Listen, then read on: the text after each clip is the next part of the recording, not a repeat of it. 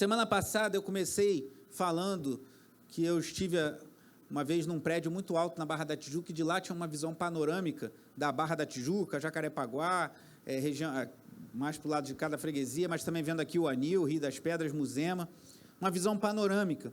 E expondo o capítulo 12, eu falei que em nossos dias falta em nossa sociedade essa visão, que alguns chamam de metanarrativa. Tendo trabalhado com jovens por muitos anos, e ontem eu estive aqui no nosso culto de jovens, foi uma bênção, fui muito abençoado de estar aqui com os irmãos. E trabalhando com jovens muitos dias, eu vejo como falta isso na nossa juventude, um senso de propósito. Os nossos jovens estão sendo massacrados à ideia do prazer imediato, você tem que ter alegria e prazer nesse momento, e não ter um senso de propósito. E isso tem feito muito mal aos nossos jovens, mas não só entre os jovens, entre os adultos também, falta esse senso de um propósito maior, de um objetivo de vida. E eu falei isso quando falei do capítulo 12, e o que nós vamos falar hoje, base aqui, expondo o capítulo 13, é uma continuação do capítulo 12. O capítulo 12 e o capítulo 13 do Apocalipse estão muito relacionados, por isso que eu comecei lendo do final do capítulo 12. Só para te dar uma lembrada, só para fazer uma recapitulação bem rápida, no capítulo 12 nós vimos 3 cenas. A primeira cena do capítulo 12 foi a fúria do dragão, que no próprio capítulo 12 define que é o próprio diabo, Satanás, a antiga serpente que esteve lá no jardim, tentando o primeiro casal. Então, a primeira cena, a fúria do dragão contra o Messias de Deus. Eu falei como o diabo tentou, ao longo da história, impedir que Jesus Cristo nascesse e viesse a esse mundo, porque ele ouviu lá no Jardim do Éden, Deus falando que ele feriria o calcanhar da semente da mulher, mas a semente da mulher esmagaria a sua cabeça. O diabo ouviu isso. Então, ele, sabendo disso, ele fez tudo para tentar impedir, mas não conseguiu.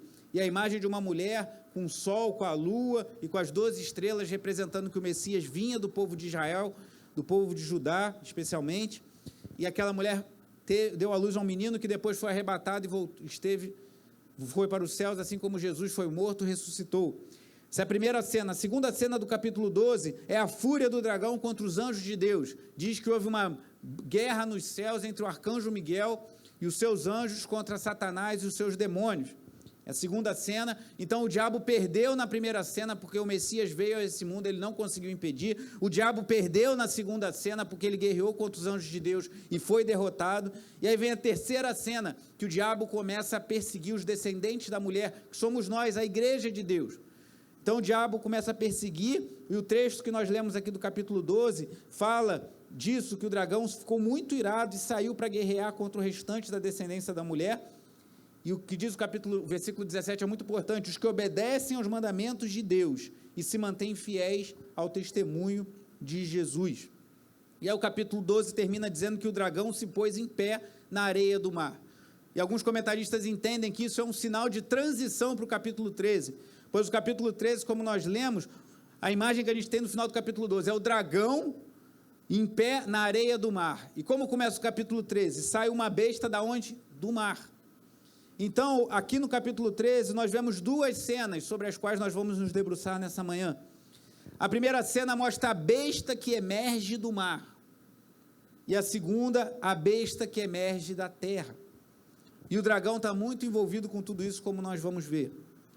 Um parêntese ainda falando sobre o capítulo 12 e o capítulo 13, como eu tenho dito frequentemente, para entendermos o Apocalipse, nós precisamos entender que muitas imagens aqui estão intimamente ligadas ao que nós vemos no Antigo Testamento. Para entender o capítulo 12, nós precisamos entender Gênesis 3, como eu falei aqui, Gênesis 3,15, que diz que a semente da mulher esmagaria a cabeça da serpente, e a serpente feriria o seu calcanhar. Então, precisamos entender o contexto lá de Gênesis 3 para entender Apocalipse 12. Precisamos entender o Êxodo, quando Deus liberta o seu povo do Egito, e lá em Êxodo 19 diz que ele levou como asas de águia para o deserto. E o que acontece aqui em Apocalipse 12? Aquela mulher perseguida pelo dragão é levada por Deus ao deserto, e como sobre asas de águia, é sustentada por Deus ao deserto. E aqui no capítulo 13, nós veremos muitas relações com Daniel capítulo 7. Então, para entender o capítulo 12 de Apocalipse, precisamos entender Gênesis 3 e o livro de Êxodo, especialmente o capítulo 19. Para entendermos Apocalipse 13, nós precisamos ter uma visão mesmo que breve, eu não vou me alongar aqui por causa do tempo, mas muitas imagens que estão aqui no capítulo 13 remetem a Daniel, especialmente no capítulo 7. E é curioso, irmãos, porque Daniel capítulo 7, é onde nos versículos 13 e 14, fala que ele viu como um filho do homem vindo sobre as nuvens. É um texto que fala de 4 animais poderosos, raivosos, que representam impérios mundiais, e depois fala que o filho do homem se estabelecerá o seu reino. Então, o capítulo 7 de Daniel, ele faz um paralelo com o capítulo 2 de Daniel, que é aquela imagem, daquele sonho de Nabucodonosor, que ele sonha com uma imagem de cabeça de ouro e com outros elementos ao longo do seu corpo, mostrando impérios mundiais, mas mostrando que o reino de Deus, por fim, se estabeleceria sobre todos os reinos desse mundo. Então, Daniel capítulo 2, Daniel capítulo 7 são muito paralelos e tem muito a nos mostrar acerca do que vamos ver aqui essa manhã. Então, a besta que emerge do mar, a primeira cena do capítulo 13, e a besta que emerge da terra. O reverendo Hernandes Dias Lopes falou algo que eu achei muito interessante, que o diabo, irmãos, ele está sempre tentando imitar Deus. O diabo, ele não é criador, o diabo, ele é um imitador. Ele é acusador, ele é blasfemador e ele imita a Deus. E o que nós vamos ver aqui, nessa conciliação dos capítulos 12 e 13 de Apocalipse, é uma espécie, diz o reverendo Hernandes Dias Lopes, de trindade satânica. Por isso que eu botei o título dessa mensagem de A Tríade Satânica e a Perseverança dos Santos. Porque nós vemos aqui que o diabo é o dragão do capítulo 12, e ele quer ser Deus Pai, e ele está por trás de tudo, toda a maldade que nós vamos ver aqui na frente. A besta que sai do mar é uma imagem do anticristo, e a gente vai ver ao longo da mensagem aqui como esse anticristo quer ser Cristo. Então o dragão, o diabo, ele quer ser como Deus Pai, o anticristo quer ser como Cristo. Vai ver que a ele vão ser dados domínios de povos, raças, tribos e nações, assim como é dado a Cristo. E por fim, a besta que emerge da terra, o falso profeta, ele tem uma função semelhante à do Espírito Santo. Porque o que o Espírito Santo faz? Ele nos convence e aponta para Cristo. O que o falso profeta faz? Ele engana o mundo para que as pessoas adorem a besta, que é o anticristo. Então, o que nós vemos aqui é uma tríade do mal, uma trindade satânica, com o propósito de desviar as pessoas desse mundo da adoração ao único Deus verdadeiro. E assim como Deus é Pai, Filho e Espírito Santo, o diabo se manifesta como o diabo, o anticristo e o falso profeta. Então, a primeira cena que nós temos aqui, com isso em mente, que eu falei com os irmãos agora, a primeira cena é a besta que emerge do mar. E aqui, irmãos, eu quero que a gente fique bem atento, porque essas duas cenas apontam para duas áreas de atuação do diabo nesse mundo. A primeira, ao falar do anticristo, mostra que o diabo age nos poderes políticos desse mundo. Não pense que política e religião não tem nada a ver. Vivemos num país laico, e eu particularmente acho que melhor seja assim. Talvez você pense, mas não era melhor o Brasil ser um país cristão, que fosse obrigado que todo mundo fosse crente? Não, porque se entra um presidente muçulmano, a gente já está muito enrolado. Então, o Brasil é um país laico, mas não pense que, por mais que sejamos um país laico, a religião não influencia grandemente as decisões que os políticos tomam. Então, a primeira besta nos aponta para o poder político do dragão, do diabo, e a segunda besta para o poder religioso. Então, vamos à primeira besta, a primeira imagem, o poder político do dragão. Versículo 1 que nós lemos: viu uma besta que saía do mar, tinha 10 chifres e 7 cabeças, com 10 coroas, uma sobre cada chifre, e em cada cabeça um nome de blasfêmia. O que quer dizer essa imagem aqui? Eu não vou abrir, mas se você depois quiser conferir, aqui em Apocalipse mesmo, capítulo 17, versículo 15, diz o mar como o mar das nações. Em Isaías 57, 20, fala que os ímpios são como um mar agitado. Então, Apocalipse 17, 15, Isaías 57, 20, mostram os reinos desse mundo como um mar. Então, alguns entendem que a besta sai do mar, que ela sai do mar das nações, para exercer um domínio sobre todas as nações. Muito semelhante a impérios do passado, irmãos. Na época de João, o Império Romano era muito poderoso. É que alguns séculos à frente ele se desfez e hoje a gente não tem essa imagem. Mas o Império Romano era um império poderoso, era um império que dominava vastas regiões e tinha muito poder. Então, aqui nós vemos que essa besta ela vai sair para dominar as nações politicamente. E aqui há algo, irmãos, eu sou meio cuidadoso, porque toda vez que acontece alguma coisa, tipo, está acontecendo na pandemia, aí surge um monte de gente que vai falar, está vendo, é o fim dos tempos, Jesus vai voltar. Aí daqui a pouco surge uma guerra. Está vendo? É o fim dos tempos. Explodiu um negócio lá no Líbano, lá em Beirute. Está vendo? É o fim dos tempos. Muitas tragédias e coisas ruins aconteceram ao longo da humanidade. Então, o fato de estarmos vivendo pandemias, dramas, não quer dizer que Jesus vai voltar amanhã. Também não quer dizer que ele não vai voltar. Mas tem algo, irmãos, curioso nos nossos tempos que deve deixar a gente pelo menos um pouco alerta. Porque se há um tempo em que é muito propício para se levantar um governante mundial e dominar a humanidade, esse tempo é nosso, irmãos. Porque nunca houve tanto acesso à informação. Dizem que em países totalitários já é possível controlar a vida da pessoa. Você sabe, né, por meio da internet, de recursos, você sabe onde a pessoa estava, você sabe o que ela fez, você conhece toda a trajetória de vida da pessoa. Se isso vai acontecer ou não, não sabemos. Mas que há um movimento para um controle e que isso pode se tornar em escala mundial, isso existe. Se o anticristo já vai se manifestar, o anticristo escatológico, que nós cremos que existiram anticristos ao longo da história, eu vou falar isso na pregação, ao longo da mensagem, mas cremos também que no final se manifestará um homem da iniquidade, que Paulo fala lá em 2 Timóteo capítulo 2, eu não vou abrir agora, mas se você está anotando aí, anote lá, 2 Timóteo capítulo 2, você vai ver que o apóstolo Paulo fala do homem da iniquidade, que vai se manifestar, e nós entendemos que existiram anticristos ao longo da história, mas no fim da história existirá um homem da iniquidade, um governante de poder mundial, de poder político, que virá para exigir adoração para si, com a ajuda do falso profeta, que é a besta que emerge da terra, que tem um poder religioso para que os homens adorem a primeira besta. E ao falar aqui que tem chifre, cabeça, com nome de blasfêmia, 10 chifres, o chifre na Bíblia representa autoridade e poder. Então mostra que essa besta, ela vai ter autoridade. E olha o que diz o versículo 2. A besta que vi era semelhante a um leopardo, mas tinha pés como os de urso e boca como a de leão. Só até aí por enquanto. Essas figuras vêm lá de Daniel 7. Se você quiser depois ler Daniel 7, você vai ver que lá fala de figuras assim. Então mostra que são animais poderosos e que têm muito poder para destruir. O leopardo, o urso, lá em Daniel 7, o urso é visto tendo costelas na sua boca, quer dizer, ele estava destruindo toda a carne que estava diante dele. Então essa besta que emerge do mar, ela vai ter poder como um leopardo, como um urso e como um leão. E olha o que diz a sequência do versículo 2. O dragão, que a gente sabe que é o diabo, que é Satanás, deu à besta o seu poder. Então o diabo compartilhou, porque o diabo tem algum poder sobre esse mundo, e ele deu esse poder que ele tinha a essa besta que é o anticristo. O seu trono e grande autoridade. Aí você vê o que eu falei, como o diabo ele quer se comportar como Deus. Deus concedeu ao Filho, Deus Pai, autoridade, reino, e ele reina hoje ao lado, está sentado à destra de Deus Pai Todo-Poderoso, e aqui o dragão, o diabo, querendo imitar Deus Pai, ele concede poder e autoridade ao anticristo.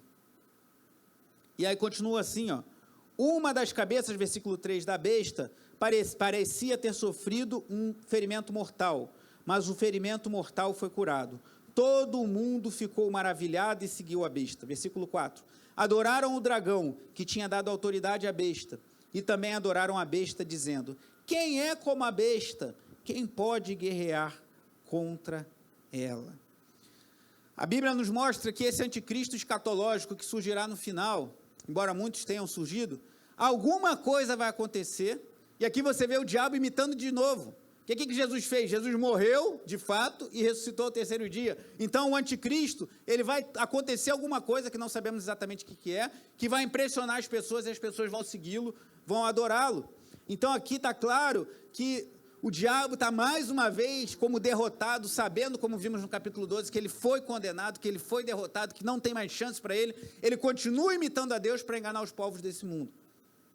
E alguma coisa acontecerá com esse anticristo que vai impressionar as pessoas e as pessoas vão adorá-lo. Versículo 5 diz assim, ó, a besta foi dada uma boca para falar palavras arrogantes e blasfemas, e lhe foi dada autoridade para agir durante 42 meses.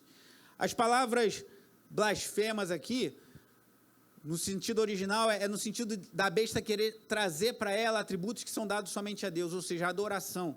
Não quer dizer que ela fica blasfemando a Deus, embora a gente entenda que o anticristo vai blasfemar de Deus, sim. Mas é no sentido que ele se coloca como alguém que é digno de uma adoração que é devida somente a Deus.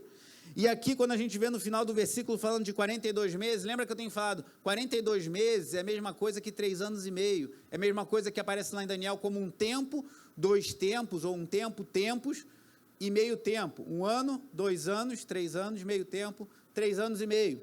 E aí um dos autores, que eu gosto muito, que eu estou consultando o material dele, o Jorge Led, fala que esse número simboliza todo o período de perseguição da igreja, mas principalmente esse período final, o tempo da grande tribulação.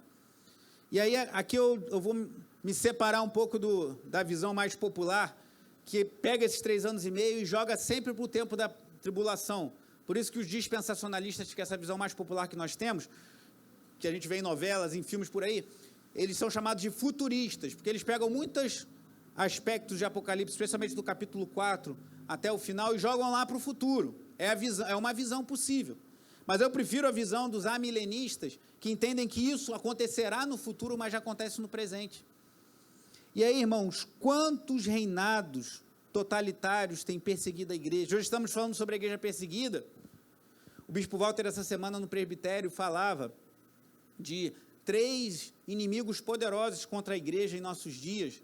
O comunismo, que já é desde sempre, milhões de cristãos foram mortos na história em regimes comunistas. O islamismo, que tem crescido em algumas regiões e não tolerado algumas formas mais radicais do Islã, e na verdade isso está no âmago da fé deles, não tem tolerado a fé cristã. E o globalismo, que é essa coisa de querer globalizar, de ser tolerante com todo mundo. E o maior inimigo do comunismo, o maior inimigo do globalismo, o maior inimigo do islamismo, dizia o bispo Walter, e eu concordo com ele, é a igreja. O maior inimigo dessas forças poderosas mundiais é a igreja de Jesus Cristo, por isso que eles tentam contra a igreja. Mas esses poderes políticos que tentam contra a igreja, o Islã como um poder religioso, tem por trás deles o poder do dragão, da antiga serpente de Satanás, que quer destruir a descendência da mulher, a igreja, que somos nós.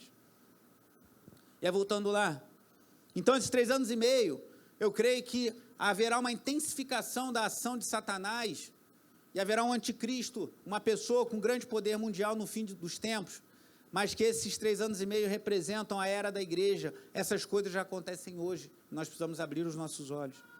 Versículo 6, diz assim: ele abriu a boca para blasfemar contra Deus, se colocar acima de Deus, e amaldiçoar o seu nome e o seu tabernáculo, os que habitam nos céus. Foi-lhe dado poder para guerrear contra os santos, e observe, e vencê-los. E olha como ele imita Jesus: foi-lhe dada autoridade sobre toda tribo, povo, língua e nação. Todos os habitantes da terra adorarão a besta, a saber, preste bem atenção, todos aqueles que não tiveram seus nomes escritos no livro da vida do Cordeiro, que foi morto desde a criação do mundo. Então chegará um dia em que ficará claro aos olhos dos homens que só existem 2 tipos de pessoas no mundo, e isso já é hoje: os adoradores da besta, os adoradores de Satanás e os adoradores do Cordeiro. Só que isso não precisa esperar a grande tribulação, nós precisamos esperar o fim dos tempos. Hoje já é assim, só existem 2 tipos de pessoas pisando sobre essa terra. Aqueles que estão, como disse certo pregador antigo, não me lembro quem agora, aqueles que estão agarrados à justiça de Cristo, o Cordeiro que foi morto antes da fundação do mundo, e buscam viver para a glória de Cristo, e aqueles que estão agarrados às vestes de Adão, o primeiro homem que falhou, que pecou, e que são escravos e adoradores do diabo e da besta.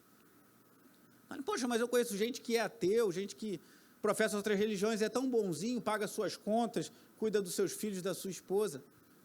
Mas os adoradores da besta não são somente aqueles que fazem coisas absurdas, são todos aqueles que não são adoradores do Cordeiro, que não têm seu nome escrito no livro da vida.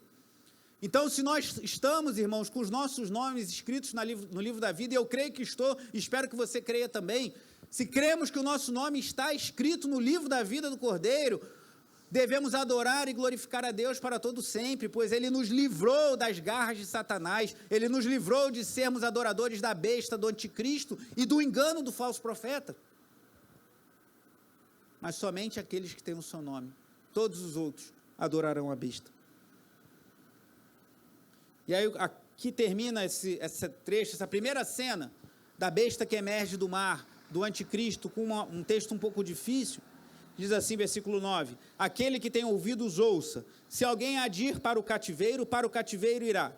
Se alguém há de ser morto à espada haverá de ser. Aqui estão a perseverança e a fidelidade dos santos. Há pelo menos duas interpretações para esse texto, que está falando assim, se alguém tem que ser preso, tem que ir para o cativeiro, vai, não tem jeito. E se alguém tem que ser morto à espada, vai ser morto à espada. E há duas possíveis interpretações. Uma é que está falando do destino dos perseguidores da igreja, que os perseguidores da igreja estão prendendo os fiéis, estão matando à espada aqueles que servem a Deus, mas eles também serão presos e serão mortos quando a justiça de Deus se manifestar sobre essa terra. E isso vai acontecer, irmãos.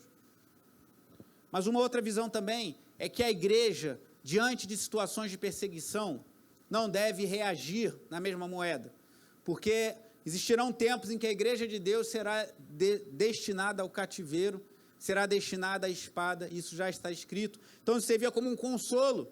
Imagina um cristão lendo isso, sofrendo uma perseguição severa do Império Romano, e lembra disso, e está vindo um perseguidor para prendê-lo, talvez para matá-lo, matar a sua família, e ele tenta se livrar e cai nas mãos do perseguidor, e talvez isso venha à sua mão. Se eu tenho que ir para a espada, eu vou. E aí o versículo 7 diz que o anticristo ganhou poder para guerrear contra os santos e vencê-los. E ele vence nesse sentido, porque ele mata os servos de Deus. Só que, irmãos, é semelhante à morte de Jesus. Quando Jesus morreu na cruz, o diabo estava sendo derrotado. Como diz o reverendo Hernandes Dias Lopes, a cruz foi um laço para o diabo, porque o diabo achou que estava matando Jesus e resolvendo seus problemas, mas ali ele estava tendo o seu poder esmagado. Ali ele estava sendo vencido, as potestades e principados do ar foram vencidas na cruz do Calvário, pois os nossos pecados foram assumidos pelo Filho de Deus que não tinha pecado. E aí quando o diabo mata um servo de Deus, quando o diabo passa a espada a alguém porque não nega a Jesus, ele não está vencendo. Aparentemente ele está vencendo, como vemos no versículo 7, mas ele está sendo derrotado, pois aquele cristão, aquela cristã se manteve fiel a Cristo até a morte, e agora está nos céus adorando ao Senhor. Então isso não é uma derrota para a igreja, é uma vitória contra o diabo que não conseguiu dobrar os joelhos dos adoradores de Cristo diante dele. E aí estão a perseverança e a fidelidade dos santos, irmãos, porque não é mole você viver num contexto de perseguição. Nós não vivenciamos esse nível de perseguição, mas também temos perseguição. Você vai ser tentado a fazer coisas erradas, a praticar subornos, a praticar enganos. Você vai ser tentado a coadunar com coisas erradas desse mundo. Podemos não ser mortos à espada ainda, pelo menos no nosso contexto hoje, mas há muitas tentações que os anticristos que já estão no mundo. Em 1 de João 2, o apóstolo João não precisa abrir, ele fala sobre isso. 1 de João 2, ele fala dos anticristos que já estavam nos dias dele. Então há um anticristo escatológico que vai surgir no final, nós cremos, mas hoje em dia, já nos dias dos apóstolos, que são os últimos dias, desde a primeira vinda de Jesus até a segunda, vivemos nos últimos dias, já tem surgido anticristos. E aí você vê homens que são tipo do anticristo, como Hitler, como imperadores romanos como Nero e como Domiciano. Você vê homens como Mussolini, homens como o imperador hoje, o governante lá da Coreia do Norte, um homem terrível, um homem mau. Eles são tipos do anticristo, mas tudo indica que no final emergirá do mar das nações, alguns entendem até que do povo judeu, outros não, um anticristo que terá domínio sobre toda a terra, ou sobre uma grande porção de nações, e ele exigirá adoração para si. Capítulo 11, versículo 11, perdão, inicia a segunda cena, que é mais breve, eu vou passar um pouco breve sobre isso. Versículo 11 diz assim: então vi outra besta que saía da terra, com 2 chifres como cordeiro, mas que falava como dragão. Esse versículo aqui, irmãos, é muito interessante. Eu queria que você ficasse muito atento ao que Deus está nos falando por meio desse texto aqui. Olha como ele descreve a segunda besta, lembra que eu falei que é o falso profeta, o poder religioso da religião falsa, apóstata, sendo usado em prol do anticristo, em última instância do próprio diabo, de Satanás, do dragão. Fala que ele tem 2 chifres como cordeiro, mas fala como dragão. Sabe o que isso significa? Significa que a falsa religião muitas vezes vai parecer com a verdadeira. Você vai olhar e você vai falar, é um cordeiro. E quem é o cordeiro, irmãos? Jesus Cristo é o cordeiro. Então, isso diz que surgirão falsos ensinos religiosos, falsas igrejas. Cuidado! Hoje em dia todo mundo se acha muito poderoso. Eu vou na igreja que eu quiser, eu escuto o YouTube que eu quiser. Cuidado! Tem muito cordeiro, muito aí pela internet, em muitos lugares. Não estou falando que a internet só tem coisas ruins, a gente mesmo está transmitindo pela internet e tem muita coisa boa. Mas tem muitos com aspecto de cordeiro, com cara de cordeiro, com imagem de cordeiro, mas quando abre a boca, fala como dragão. Então, como é que você vai saber se é cordeiro ou se é o enviado do dragão? Pelo que fala, pela palavra. Por isso que o crente precisa conhecer a palavra de Deus. Porque pode ser até que o falso profeta te engane na aparência. Essa igreja parece uma igreja legal, parece uma igreja séria, está tudo arrumado, tudo bonitinho, parece uma igreja cristã, tem uma cruz, tem um pastor, tem um líder, tem louvores, tem um monte de coisa. Mas quando a palavra é anunciada, você reconhece, opa, essa não é a fala do cordeiro, essa é a fala do dragão, corre. E tem muita igreja hoje em dia, irmãos. Estou falando isso que a nossa igreja é perfeita, tem muita igreja séria, muita igreja fazendo um trabalho legal. Mas tem muito se levantado com aparência de cordeiro, mas com fala de dragão. Cuidado com a tua vida espiritual, que isso já está previsto. Versículo 12. Exercia toda a autoridade da primeira besta, em nome dela, e fazia a terra e seus habitantes adorarem a primeira besta, o anticristo, cujo ferimento mortal havia sido curado. Aquilo que eu falei que a gente não sabe muito exatamente como isso vai se dar. E realizava grandes sinais, chegando a fazer descer fogo do céu à terra à vista dos homens. Por causa dos sinais que lhe foi permitido realizar em nome da primeira besta, ela fez o quê? Enganou os habitantes da terra. Ordenou-lhes que fizessem uma imagem em honra à besta, que fora ferida pela espada, e contudo revivera. Foi-lhe dado poder para dar fôlego à imagem da primeira besta, de modo que ela podia falar e fazer que fossem mortos todos os que se recusassem a adorar a imagem. Também obrigou todos, pequenos e grandes, ricos e pobres, livres e escravos, a receberem certa marca na mão direita ou na testa, para que ninguém pudesse comprar nem vender, a não ser quem tivesse a marca, que é o nome da besta, ou o número do seu nome. Aqui há sabedoria. Aquele que tem entendimento, calcule o número da besta, pois é número de homem. Seu número é 666. Então, essa besta, que é o falso profeta, ela surgirá fazendo sinais. E aí, se eu quero chamar a atenção sua, você, irmão, irmã em Cristo, povo de Deus, que você não pode se levar pela aparência, você precisa conhecer a palavra de Deus para discernir o que é discurso do diabo, do dragão, o que é discurso de Deus. E você só vai saber isso conhecendo a palavra de Deus e tendo seu coração iluminado pelo Espírito Santo. Você precisa também entender que nem todo sinal procede de Deus. Aqui está claro que essa besta, o falso profeta, vai operar sinais. E, na verdade, está claro na Bíblia desde o Antigo Testamento. Você que gosta de anotar, anote aí Deuteronômio capítulo 13, Deuteronômio capítulo 18. Lá fala que se alguém fizer um sinal e esse não se cumprir, despreze essa pessoa. Se não me engano, no capítulo 18 de Deuteronômio. E no outro texto, Deuteronômio capítulo 13, salvo engano, diz que se alguém fizer um sinal e ele se cumprir, mas depois falar, vamos ali adorar outros deuses, essa pessoa tem que ser exterminada do meio do povo de Deus. Então, já lá em Deuteronômio, Deus prevê que homens se levantariam no meio do povo de Israel para operar sinais, e o povo devia estar de olhos abertos. E tem muito crente hoje em dia que vê qualquer coisa acontecendo e fica impressionado. Deus está naquele lugar, abre os teus olhos. Porque a falsa religião vai ter chifre, vai ter cara de cordeiro, vai operar sinais como Deus operou por meio de homens como Elias, Moisés ou o próprio Senhor Jesus Cristo e seus apóstolos, mas vai ter fala de dragão. Abre os teus olhos, enquanto é tempo. E o que vemos aqui é que esse falso profeta vai apontar para que o poder do anticristo seja exaltado. Porque, como eu falei, assim como o Espírito Santo glorifica Cristo, o falso profeta vai querer fazer com que as pessoas adorem o anticristo. E aqui, irmãos, mais uma vez eu abro um pouco a divergência em relação a essa visão dispensacionalista mais comum. Eu vou falar um pouquinho sobre isso hoje na escola dominical. Hoje vai ser a segunda aula sobre escatologia, daqui a pouquinho. A gente vai ter a ceia ainda, e depois vamos concluir o culto e vamos entrar na escola dominical. Mas O dispensacionalismo joga isso tudo para o futuro, e eu creio que no futuro isso vai acontecer. Mas eu creio que manifestações dessas já acontecem hoje. E se a gente jogar tudo para o futuro, a nossa preocupação vai ser só a seguinte: eu já estou vivendo no futuro ou não? Se eu estiver nos últimos dias, eu tenho que ficar de olhos abertos. Mas se for acontecer lá na frente, que bom que não é nos meus dias. Como fez o rei Ezequias quando soube do juízo de Deus. Uma atitude terrível daquele rei. Mas nós precisamos abrir os nossos olhos hoje, irmãos. Que eu creio que isso acontecerá no futuro, mas já acontece hoje. Já há uma falsa religião operando nesse mundo, falsas religiões com cara de cordeiro, operando sinais maravilhosos, mas para enganar e desviar as pessoas da adoração a Deus. Vá comigo em Mateus capítulo 24, ou não vá, se você preferir não usar a Bíblia hoje. Mateus 24, 24, só um versículo.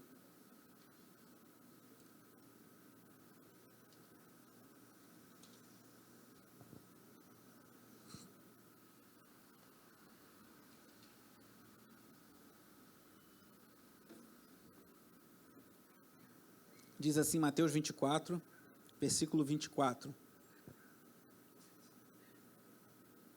Pois aparecerão falsos cristos e falsos profetas, que realizarão o quê? Grandes sinais e maravilhas, para, se possível, enganar até os eleitos.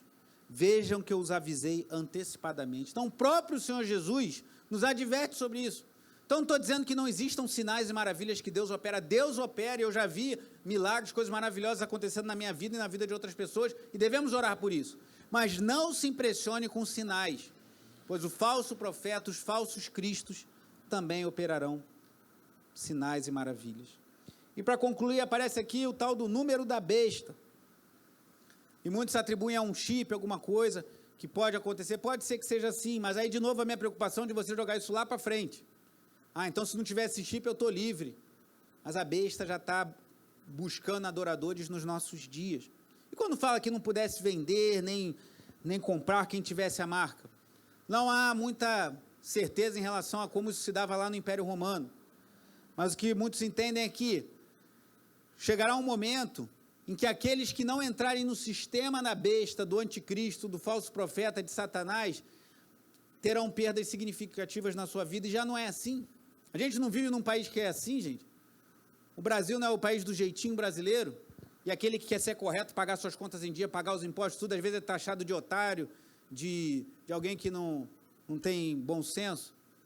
Mas nós não somos adoradores da besta, nós somos adoradores do Cordeiro, e assim devemos viver, irmãos, mesmo que isso nos custe. E o número 666? Alguns entendem que isso é uma gematria. O que é gematria? É atribuir números a letras. Então na língua grega e na língua hebraica não existiam números. Então o que eles faziam? Eles atribuíam números às letras. E fazendo isso, o nome de Jesus, por exemplo, dá 888, segundo alguns estudos desses. Então alguns entendem que 666 seria o quê? 7 é o número da perfeição. 88, então 777 seria a perfeição suprema. 888 é que Jesus está acima da perfeição, ele é um ser supremo absoluto. E 666 seria aquilo que é quase perfeito. O que é quase perfeito é o quê? É imperfeito. É o número da imperfeição. É uma leitura. Outros, fazendo esse cálculo que chamam de gematria, de dar números às letras, entendem que o nome Nero Kaiser, ou César Nero, vai dar justamente 666. Alguns forçando um pouquinho a barra. Outros forçando um pouquinho, dizem que Hitler também vai dar 666. São possibilidades, a gente não sabe muito bem exatamente o que isso quer dizer. Pode ser que no futuro isso se materialize num cartão, em alguma coisa, a gente não sabe. Pode ser que sim, pode ser que não. Tem gente que fala isso com muita veemência, assim, e aí às vezes isso pode não acontecer e você achar que está livre, e a besta está tentando contrair a sua atenção, a sua adoração, mesmo em nossos dias. Mas o que importa para nós, irmãos? Abrimos os nossos olhos, porque essa trindade, ou essa tríade satânica, está sendo preparada e já está atuando nesse mundo, em certa medida. Terá a atuação mais concreta, mais visível, mais intensa, próximo à vinda de Jesus, mas esses dias, como Jesus fala lá em Mateus 24, serão abreviados. Mas já hoje, há falsos cristos, falsos profetas querendo levar a adoração do anticristo, que existem alguns anticristos já nesse mundo, eu creio, como diz lá João em 1 João 2, mas sobretudo ao dragão, a antiga serpente, a Satanás, que sempre quis trazer adoração para si mesmo. Mas nós, irmãos, somos aqueles que fomos selados por Deus. Se a besta vai marcar os seus, antes disso, lá no capítulo 7 de Apocalipse, nós vimos que Deus já selou os seus. Se ela vai marcar na mão ou na testa, como lá em Deuteronômio fala que a lei de Deus, Deuteronômio 6, tem que estar guardada na mente e ser atada às mãos do povo de Deus, porque a lei de Deus deve direcionar tudo o que pensamos e tudo o que fazemos. A besta, ela imita de novo, e ela quer que os homens que o adoram façam as coisas de acordo com o que ela determina e pensem de acordo com o pensamento da besta. E o que a gente vê hoje em dia, irmãos, são tantas pessoas, a desvalorização da família, a desvalorização do próprio ser humano, querer matar uma criança no ventre de sua mãe e achar que isso é normal, o aborto, tantas coisas terríveis acontecendo em nossos dias, pessoas que já têm a marca da besta, já pensam como o diabo, e muitos, infelizmente, estão em cargos de autoridade em nosso país, e devemos orar por isso. Mas nós não, nós fomos chamados para sermos perseverantes, santos, separados desse mundo, pois a nossa marca não é a marca da besta, é o selo de Deus sobre aqueles que foram chamados para viver para a glória do teu nome. Não sabemos quando tudo isso vai se manifestar no fim dos tempos, mas vai se manifestar, e hoje já há sinais claros de ações do mal desse mundo. Mas para aqueles que perseverarem até o fim, nós estaremos para sempre na presença do Senhor. E o diabo, o anticristo, o falso profeta, vão ficar coléricos, irados, pois eles podem até tirar a nossa vida, mas eles não vão vencer-nos, colocando-nos como adoradores deles. A quem você adora? Para quem você dedica a sua vida? Ao único Deus verdadeiro, Deus Pai, Filho e Espírito Santo? Ou a trindade do mal, ou a tríade satânica? O dragão, o anticristo, a besta que emerge do mar, e o falso profeta, a besta que emerge da terra. Eles estão por aí. O diabo foi lançado, como eu falei ao expor o capítulo 12, foi lançado com grande fúria sobre a terra. Mas aqueles que foram salvos, remidos pelo sangue de Jesus, têm a garantia do cuidado e do zelo do Senhor dos Exércitos. Nós vamos participar da ceia do Senhor agora. Nós recomendamos que participe da ceia aquele que passou pelo batismo, que representa a tua entrada no reino de Deus. E a ceia nos lembra do sacrifício do Filho de Deus. Pois a nossa salvação teve um preço, e um preço alto, podem ver os irmãos, um preço alto, um preço de sangue. Pois tudo que estamos envolvidos, irmãos, envolve morte e vida. Morte eterna, vida eterna. Mas o Cordeiro de Deus nos comprou por um alto preço, para vivermos para a glória do nome dele. Feche seus olhos, faça sua oração. Os irmãos vão pegar os elementos.